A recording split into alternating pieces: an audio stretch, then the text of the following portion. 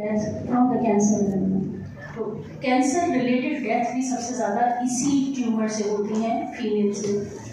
और अनफॉर्चुनेटली हम किसी और चीज़ में नंबर 1 हो ना हो, लेकिन हमारा मुल्क जो है it ranks first in the Asian countries में सबसे पहला नंबर पाकिस्तान का आता है if you talk about the breast cancer. और उसकी वजह से कैंसर रिलेटेड डेथ भी यहाँ पे सबसे ज़्यादा है, क्योंकि हमारे यहाँ पे जैसे कि अभी डॉक्टर साहब ने कहा कि हमारे यहाँ पे अवेयरनेस कम है, प्रेजेंटेशन बहुत लेट होती है, and despite the quite advances in the treatment most of the female will die. तो ये एक बहुत अनफॉर्चुनेट बात है हमारे कंट्री की। तो इसके लिए ही ये सारी चीज़ें अरेंज की जा रही हैं ताकि ज़्यादा से ज़्यादा हम अवेयरनेस क्रिएट कर सकें और हम इस मौलिक बीमारी को अर्ली स्टेज पे डायग्नोज कर सकें। अब मैं बात करूँगी डॉक्टर जमीलिया से कि आप you quite frequently encounter with breast cancer patient, तो आपका क्या पर्सपेक्टिव है इसके बारे में? कुछ मिथ्स हमें बताएं कि जो लोग आपके पास आते हैं वो क्या सोचते हैं और किस तरह से प्रेजेंट करते हैं। 5 मिनट में आते हैं। अस्सलाम वालेकुम टू एवरीवन। जो फीमेल्स हमारे पास आती हैं उनके पास सबसे बड़ा महत्व वो यही होता है कि अगर हम किसी को बताएंगे तो हमें घर में सबसे आइसोलेशन मिल जाएगी कि इसको कैंसर है और वो फैल जाएगा, एक पर्सन से दूसरे पर्सन में ट्रांसफर हो जाएगा। तो उनको जो फियर होता है आइसोलेशन का, वो सबसे है। तो क्या सब में कैंसर होगा? नहीं, 10 से 15% फैमिली हिस्ट्री आती है। उसके बाद जो बाकी केसेस हैं उनमें स्पोरेडिक केसेस कंसिडर की जाती है, यानी फैमिली हिस्ट्री नहीं है। फिर सबसे बाद इम्पॉर्टेंट चीज़ क्या आ जाती है कि डाइटरी फैक्टर्स आ रहे हैं, प्रोसेस्ड फूड्स हैं, अल्कोहल कंजप्शन है, कैफीन है, ये सारी चीज़ें क्या है कि ब्रेस्ट कैंसर को बढ़ा रही हैं। ओरल कॉन्ट्रासेप्टिव पिल्स हैं, ये ब्रेस्ट कैंसर को बढ़ा रही है। जहाँ पर वो एक तरफ कंट्रोल करने में बर्थ हो तो वहाँ पर अपने साइड इफेक्ट्स भी दे रही हैं। ठीक, उसके बाद क्या होता है कि पेशेंट जो होते हैं वो ये सोचते हैं कि इसकी जो है वो अगर हम छोड़ देंगे तो वो खुद ही सही हो जाएगा। और क्या होता है वो अर्ली स्टेज पर नहीं आते तो फिर उसके बाद वो लेट स्टेज में हमारे पास प्रेजेंट करते हैं। इसलिए सेल्फ ब्रेस्ट एग्जामिनेशन नेसेसरी है कि जो है वो हर मेंस्ट्रुअल साइकिल के बाद और 5th to 7th डे पर जो है वो सेल्फ एग्जामिनेशन करना है।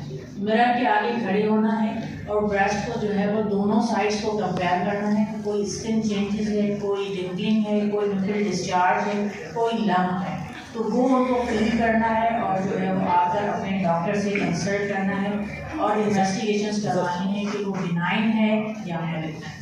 तो सेल्फ ब्रेस्ट अवेयरनेस जो है वो एग्जामिनेशन की नेसेसरी है और हर फीमेल को अपनी फैमिली में भी ये चीज़ें डिलीवर करें ताकि अर्ली स्टेज पर हम इसको पिक कर सकें और ब्रेस्ट को सेव कर सकें ब्रेस्ट कंजर्व सर्जरी।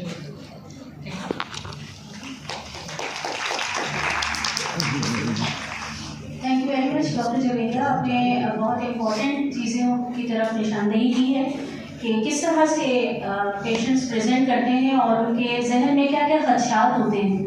और बिल्कुल आपने एक सही बात कही, जिस तरह से बहुत सारी डिजीज़ जो है वो कम्युनिकेबल डिजीज़ हैं। कुछ फीमेल्स ये समझती हैं कि शायद कैंसर भी एक कम्युनिकेबल डिजीज़ है, कंटेजियस है और एक औरत से दूसरी औरत को लग सकती है। तो बहुत सारी ऐसी चीज़ें हैं एक आम इंसान के जहन में जिसको क्लियर करने की ज़रूरत है, लेकिन बहुत सारे सवाल वो पूछती नहीं है हेजिटेशन की वजह से। और यही वजह है कि ये डिज़ीज़ बहुत आगे बढ़ जाती है, जब डायग्नोज होती है तो ये स्टेज बहुत लेट हो चुकी होती है। अब मैं बात करना चाहूँगी डॉक्टर नायरा से। डॉक्टर नायरा, आप मुझे ये बताइए कि क्या आपका कभी किसी कैंसर पेशेंट से वास्ता पड़ा है, और अगर पड़ा है तो आप इस डिज़ीज़ को किस नज़रिए से देखती हैं, किस तरह से उनके लाइफ स्टाइल में तब्दीली आती है और कैसे वो बिफोर ट्रीटमेंट और आफ्टर ट्रीटमेंट उनके अपनी लाइफ को किस तरह से मैनेज करते हैं? For giving me a chance to speak here, and it's really an honor to share the story of my mother-in-law that I have already shared with these dignitaries who are sitting here. Apart from that, I do have a few of the questions that I am inshallah asking from the doctors sitting here as laymen, because I do believe that there are still few questions that we should this thought ever with us, but when it comes to our family members, we become so much emotional, and we are all the time busy talking about them. Whenever there is the event, we share about the good deeds and the moment that we share together. This always, make me so much emotional. Let's come back to the thing that I'm actually asked, what changes physically that I found in my mother-in-law when she was diagnosed as the patient. Apart from that, she was, of course, a lady at old stage, and her age was mashallah 70 plus, despite she had very good health condition. And if this the disease had not come up to the level or a stage जो हमें last में पता चला, we could have found out some solution to this, और वो हमारे साथ कुछ अर्सा और भी हो सकती थी। जिंदगी का किसी का भी पता नहीं है कि हम कितना जी रहे हैं, ना यंगस्टर का ना ओल्ड एज का। और हमारे जो फैमिली मेम्बर्स हमारे अपने होते हैं, चाहे वो किसी भी एज पर हो जाए, हमारे लिए वो हमेशा खास होते हैं और हम हमेशा ज़िंदगी भर उनके साथ रहना चाहते हैं। जब मेरी मदर-इन-लॉ को ये लगती थी, वो अक्सर शिकायत करती थी कि मुझे चक्कर आते हैं।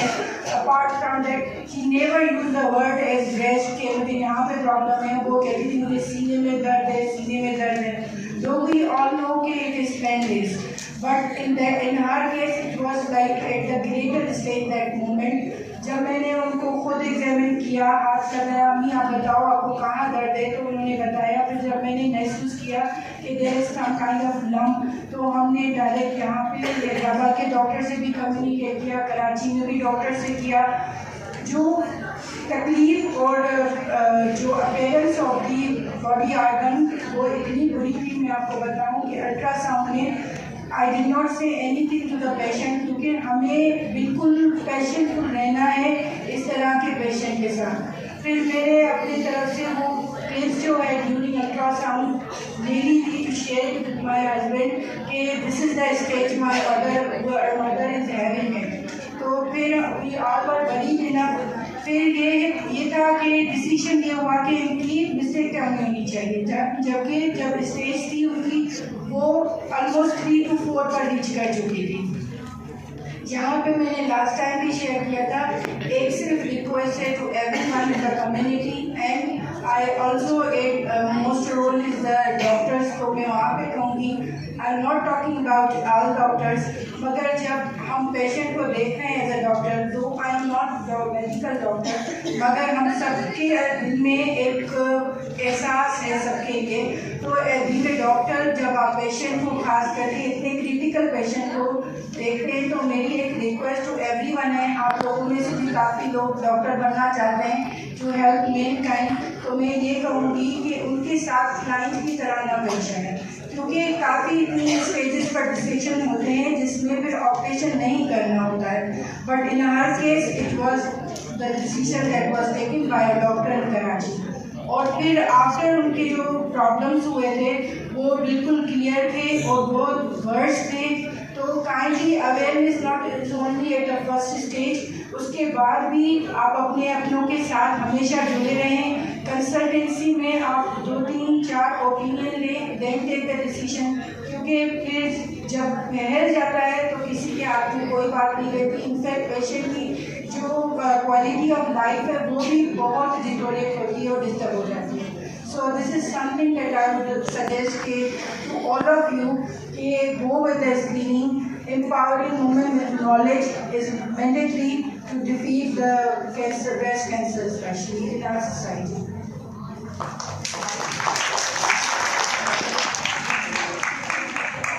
Thank you Dr. Nair, you made everybody emotional और ये बिल्कुल ट्रू स्टोरी है।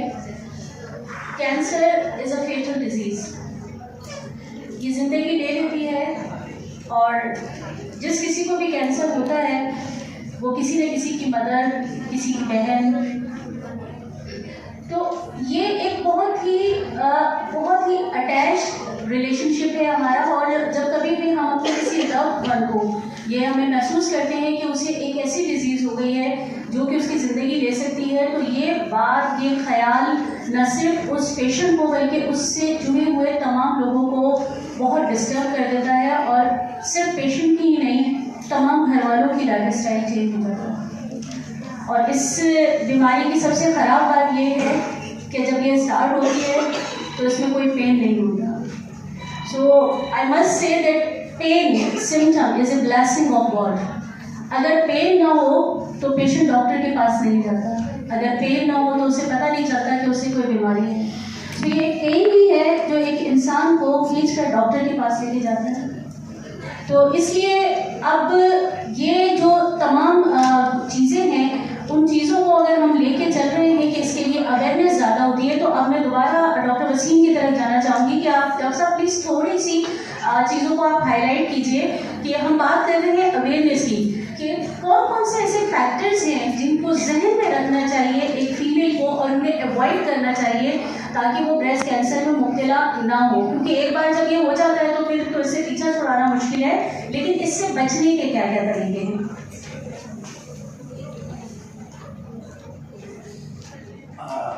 क्वेश्चन तो वैलिड है। असल में जितने भी अपनी ऑडियंस हमारे पास बैठी हुई है, उनको मैं यही एक रिक्वेस्ट करूँगा कि ये जो अवेयरनेस है ये ऐसे अगर आप जैसे बैठे हैं, आपने हमें सुन लिया, अब हमें करना क्या है? हमें अपनी फैमिली में ये अवेयरनेस कैसे लानी है? अभी आप जैसे सेशन ख़त्म होगा, हम अपने घर जाएंगे, जहाँ पे जितनी भी हमारे पास बातें हुई हैं कि भाई अवेयरनेस होता है, पेन होता है, नर्व होता है, आप अपने घर में आज ही घर पे जाते हैं, अपनी मदर को ये जाके पूरा का पूरा प्रोग्राम जो है वो आप उनसे शेयर कर रही हूँ या मैं आपको समझा रही हूँ। आप उनको ये जाके बताएं कि आज ये प्रोग्राम हुआ था जिसमें ब्रेस्ट अवेयरनेस का एक प्रोग्राम था, जिसमें डिस्कशन हुआ था कि भाई पेनलेस डिजीज़ है, जिसमें दर्द नहीं होता, जिसमें कोई भी सिम्टम इनिशियली हम डायग्नोज नहीं करते। अगर आप अपनी फैमिली में या जहाँ पे अगर आप कहीं पे बैठी हुई है, जहाँ पे अगर 2-3 फीमेल्स बैठी हुई हैं, उनमें आपसे ये डिस्कशन करें कि एक प्रोग्राम हुआ था जिसमें हम बैठे हुए थे और ये चीज़ें हुई थी, और इसी को हम अवेयरनेस करेंगे कि हम जब तक एक दूसरे से हम बात नहीं करेंगे, एक दूसरे को बताएंगे नहीं, हम खुद एज ए क्लिनिशियन हम अपने घर में कभी भी डिस्कस नहीं करते। कभी हम अपनी बेटियों से, अपनी बहन से, अपनी मदर से भी नहीं पूछते कि क्या ऐसा कोई इशू है या नहीं। अगर हम पूछते हैं तो हो सकता है कि हमारा कस्टम नहीं है कि हम ऐसी चीज़ें पूछ रहे हैं। The way of the awareness ये है कि आप ये जो प्रोग्राम है आप उसे शेयर करें, उनको ये बताएं कि भाई प्रोग्राम हुआ था जिसमें ये चीज़ें हुई थी, ये चीज़ें बताई गई थी। ऐसे होता है अगर उनको मदर है, सिस्टर है, डॉटर है या कोई भी अगर घर में इवन मासियाँ हैं, वो जब आपकी ये बातें सुनेंगे तो वो रिलैक्स हुआ कि हाँ ये चीज़ें मुझे होती है, मुझे तो दर्द भी होता है, मुझे तो स्वेलिंग भी है, वो पता नहीं कब से है। वो समझती होंगी कि एक छोटी सी है खत्म हो जाती है। जो हमारे पास मिथ्स हैं वो इतने ज़्यादा है कि वो खुद ही अज्यूम करके बैठेंगे। इवन जब डॉक्टर्स की फैमिली में भी हमारे पास हमारी जो सिस्टर वो बताती नहीं है, वो शाय होती है कि हम क्या बताएं। तो आज का जो अवेयरनेस का जो ये सेशन हमने यहाँ इंटोवर जो हम बना रहे हैं, ये इसलिए बात है कि हम जाकर घर में डिस्कस करें कि भाई ब्रेस्ट का पेनलेस अगर कोई सिम्टम है, नर्व है या कोई भी अगर है तो वो उनको आप ज़रूर डिस्कस करें। जहाँ तक ये है कि जो रिस्पेक्टर्स हैं वो वेरीज करते हैं। हर किसी फैमिलीज का अपना एक रिस्पेक्टर होता है, उसका अपना एक लाइफ स्टाइल होता है।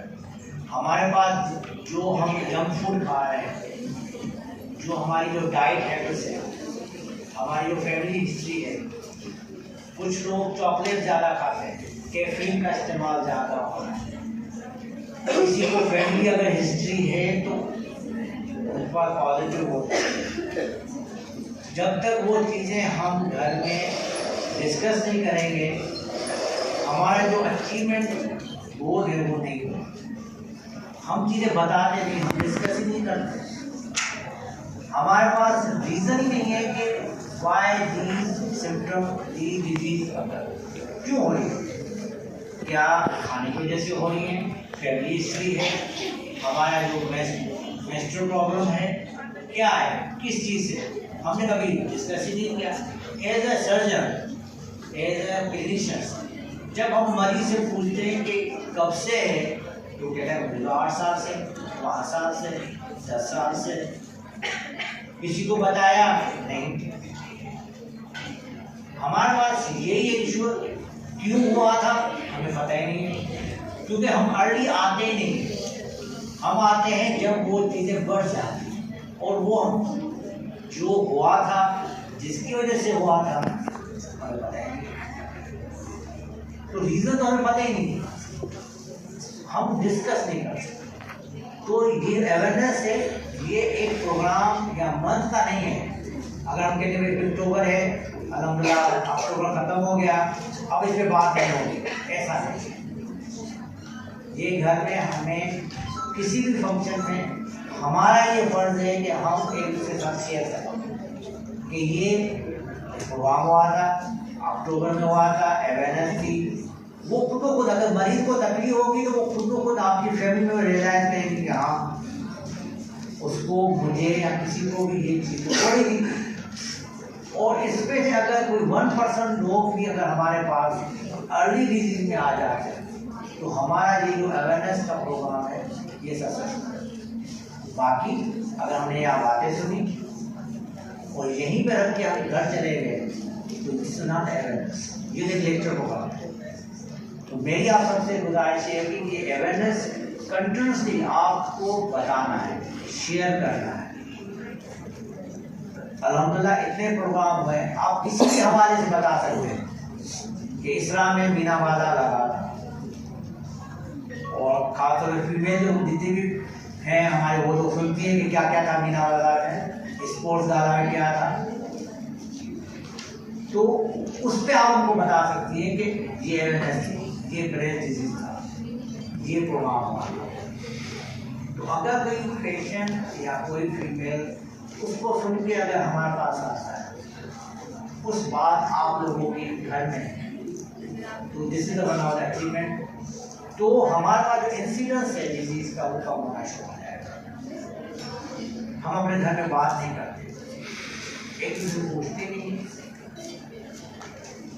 तो this is one of the reason कि हमारे पास कोई भी डिस्कशन सॉल्व कोई ऐसा नहीं है कि आप ये कह दें कि this is one of destructor, अगर वो रिमूव कर दें तो नहीं होगा। नो, डिस्ट्रक्टर होते हैं, एवरी कम्युनिटी में, एवरी पॉपुलेशन में है, मगर वो काज नहीं है कि इसकी वजह से होगा ऐसा करें।